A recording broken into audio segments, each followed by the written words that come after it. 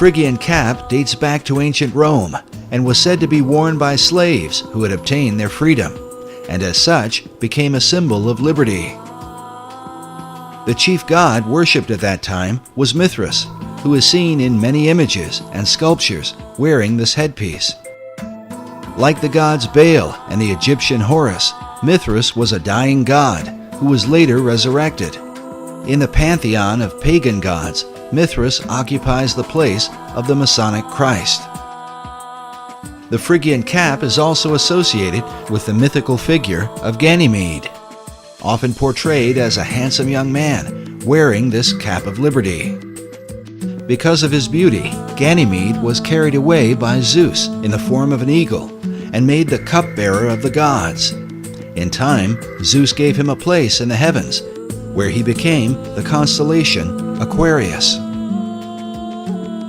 Throughout the 20th century, esoteric teachers have taught that mankind is entering into the Age of Aquarius, also called the New Age. In fact, Freemasonry's premier publication, the Scottish Rite Journal, was once called the New Age magazine. The Phrygian caps are also seen in this image of the ancient Magi, who followed the star at the birth of Christ. Freemasonry teaches that this is where the Eastern Star gets its name. The use of that is actually deceptive, because if you think about it, the three wise men were in the east. They were probably Persian, and they were looking west and saw the star in Bethlehem. So what that passage means is we have seen his star while we were in the east and looking west. That only makes sense geographically. Nevertheless, esoterics have long believed that the star looked upon by the Magi was in fact Sirius, the blazing star that brings light from the east. It is about a much more ancient connection to the Magi, to, we three kings of Orient are, bearing gifts, who traveled so far. Those Magi are Zoroastrian. Yet not everyone accepts that the Magi were originally followers of Zoroaster. Many Bible scholars believe the Magi were Persians, who were influenced by the writings of the Old Testament prophet Daniel, who lived in that region during the time of Nebuchadnezzar the Great. One of the titles given to Daniel was Rab Mag, or Chief of the Magi. In his writings, Daniel was inspired by an angel who gave him a timeline in which to expect the Christ of Israel. Many scholars believe the Magi were in fact following the prophecies of Daniel. In contrast, Freemasons believe they were Zoroastrian mystics, guided by the star Sirius, and hence Sirius came to represent the Masonic concept of the Christ. This image shows the prophet Zoroaster wearing a Phrygian cap. Yet Zoroaster is most often portrayed with a beard, wearing a robe, belted at the waist, with an Eastern head garment. The name Zoroaster is said to mean Radiant One, and is a reference to the light that shines above his head, said to be the light of Sirius. The dog star Sirius is said to be at least one of the origins of the Masonic pentagram, which leads us by far to the most controversial element in the design for Washington, D.C.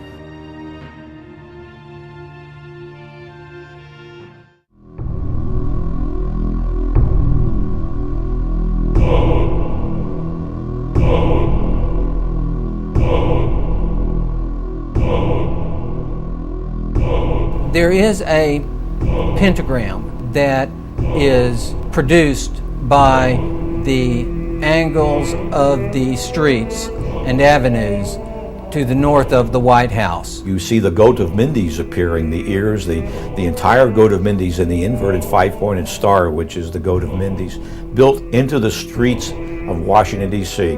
No one could have that happen accidentally. I've heard sillier things, but not much. No, there are no satanic plans in the street plans of Washington, D.C. The presence of a pentagram in the street layout of Washington, D.C. is said to represent the darkest influence of Masonry in America's capital, and is the driving force behind images such as this one, which suggests that all the other buildings and monuments are of satanic origin. As many are aware, the presence of the pentagram is greatly disputed.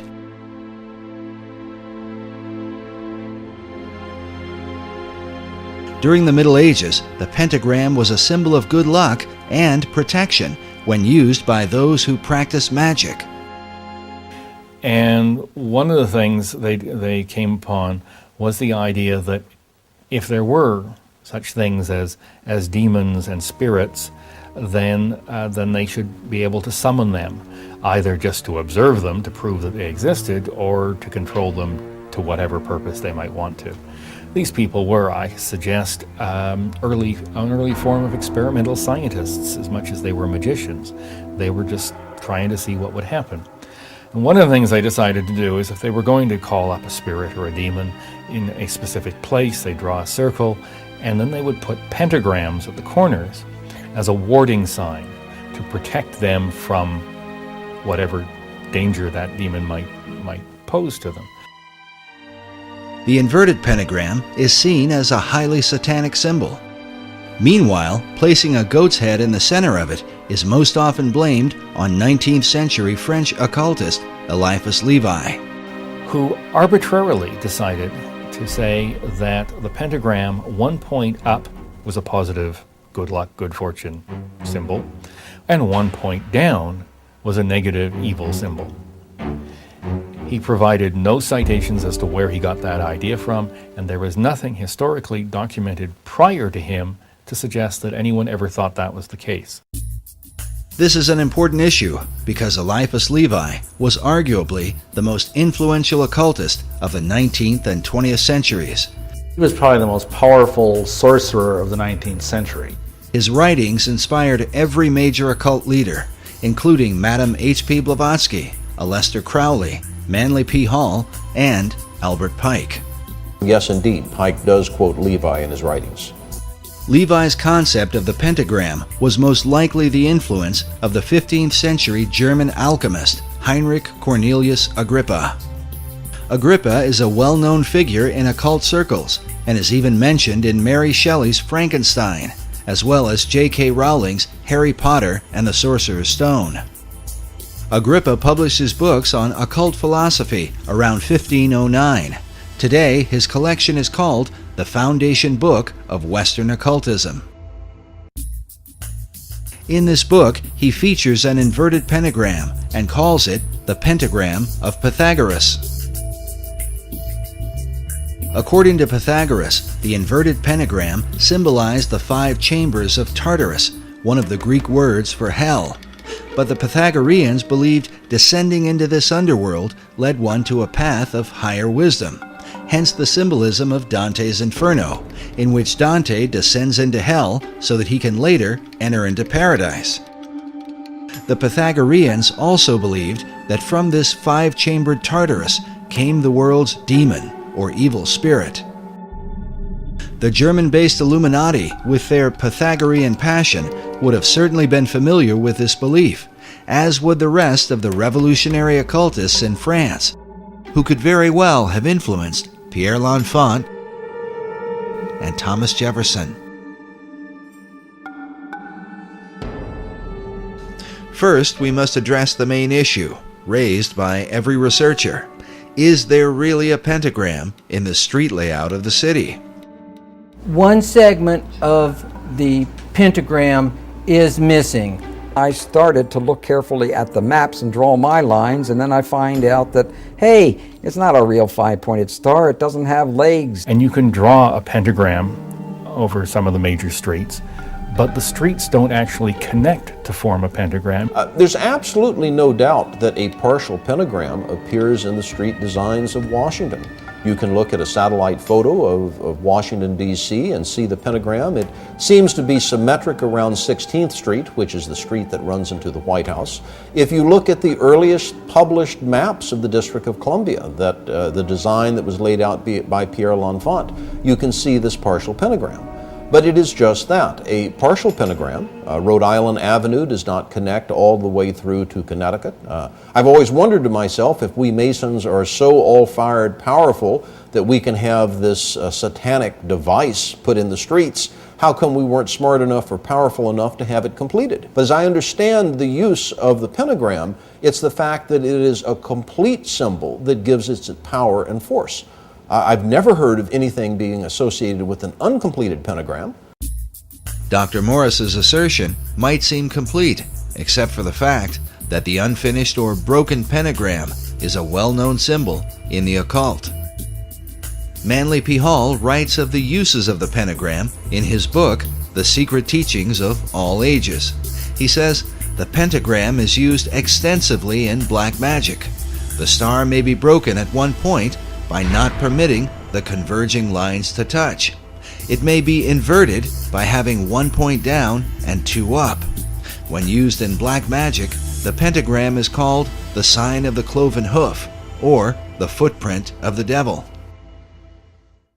Of course, Hall wrote these things in the early part of the 20th century. But is there a record of a partial pentagram found during the Revolutionary era? The answer is yes. In fact, it is a record that shows up during the same time that the street design for Washington, D.C. was being laid out by Pierre L'Enfant, and is mentioned in the play Faust by Johann Wolfgang von Goethe. Goethe published the first edition of Faust in 1790, in which he mentions a partial pentagram in the dialogue between Faust and Mephistopheles, the devil whom he has conjured. Mephistopheles says, "Let me go up. I cannot go away. A little hindrance bids me stay." To which Faust replies, "The pentagram? That's in your way? You son of hell, explain to me, if that stays you, how came you in today?" To which Mephistopheles says, "Observe it closely. It is not well made. One angle on the outer side of it is just a little open, as you see." While Goethe published his first edition of Faust in 1790, it was between 1791 and 1792 that Pierre L'Enfant drew up the initial street design for Washington, D.C. This might all be seen as a mere coincidence, if not for the fact that Johann Wolfgang von Goethe was not only a master mason, but also a famous member of the Bavarian Illuminati.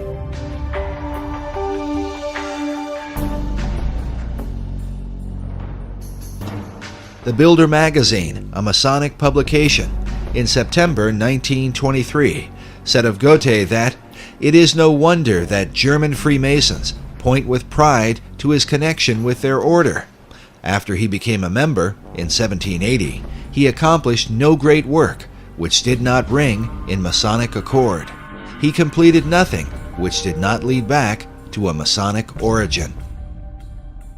Meanwhile, Masonic author Michael Bagent writes that Goethe not only depicted a Faust figure, he was himself a Faust figure, an adjunct of his own personal Hermetic quest. But could Goethe's ideas of Hermetic philosophy have influenced the design for Washington, D.C.? And how might an unfinished pentagram reflect the Hermetic principle of as above, so below? Which brings us to what may be the most logical explanation for the unfinished pentagram in Washington, D.C., and one that seems to fit perfectly with the rest of the design for the city, a city which David Ovison calls a city of the stars. I have seen it suggested that the unfinished nature of the pentagram in Washington, D.C. bears a resemblance to the unfinished pentagram design that is seen in the motion of Venus. Of course, Venus has a lot of retrograde motion because it is between us and the Sun. And in relation to the other stars, Venus, of course, moves around a lot, but it in effect draws against the backdrop a nearly complete